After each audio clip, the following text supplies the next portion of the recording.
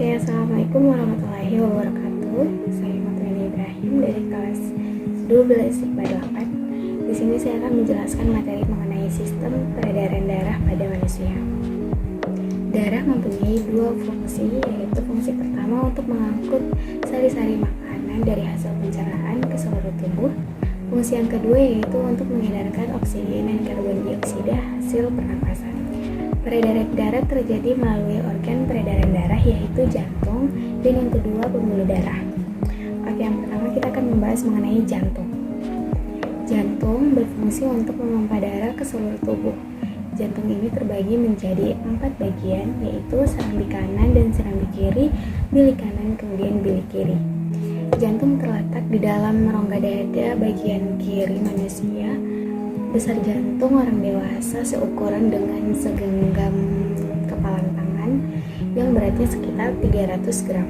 Sebagai pemompa darah, jantung memiliki otot-otot yang sangat kuat. Otot bilik lebih kuat daripada otot serambi karena otot bilik berfungsi untuk memompa darah keluar jantung untuk diedarkan ke seluruh tubuh. Oh iya, di antara serambi dan bilik terdapat dinding pemisah berupa pintu turun atau biasa disebut sebagai katup jantung. Katup yang sehat dapat menutup sangat rapat sehingga darah dari bilik dan serambi tidak tercampur. Katup-katup itu terbuka dan tertutup seirama dengan denyutan jantung. Oke, yang kedua ada pembuluh darah. Pembuluh darah ini berdasarkan aliran darahnya dapat dibedakan menjadi dua, yaitu pembuluh nadi atau biasa disebut arteri, kemudian pembuluh balik atau biasa disebut dengan vena. Pembuluh nadi ini adalah pembuluh yang mengalirkan darah keluar jantung. Pembuluh nadi yang paling besar biasa disebut dengan aorta. Kemudian yang kedua ada pembuluh balik. Pembuluh balik adalah pembuluh yang mengalirkan darah masuk ke jantung.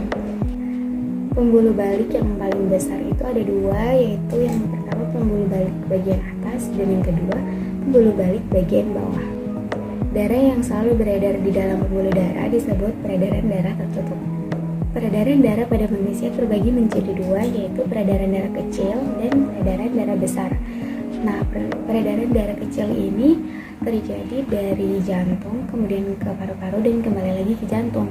Sedangkan peredaran darah besar terjadi dari jantung mengalir ke seluruh tubuh dan kembali lagi ke jantung. Kemudian ada beberapa gangguan dari sistem peredaran darah, yaitu yang pertama yang berhubungan dengan jantung dan darah. Contohnya itu ada tekanan darah tinggi, tekanan darah rendah, varises, penyakit jantung. Kemudian yang berhubungan dengan darah itu ada anemia, leukemia, dan thalassemia. Oke, itu tadi penjelasan dari saya. Lebih dan kurangnya saya mohon maaf. Wassalamualaikum warahmatullahi wabarakatuh. Bye-bye.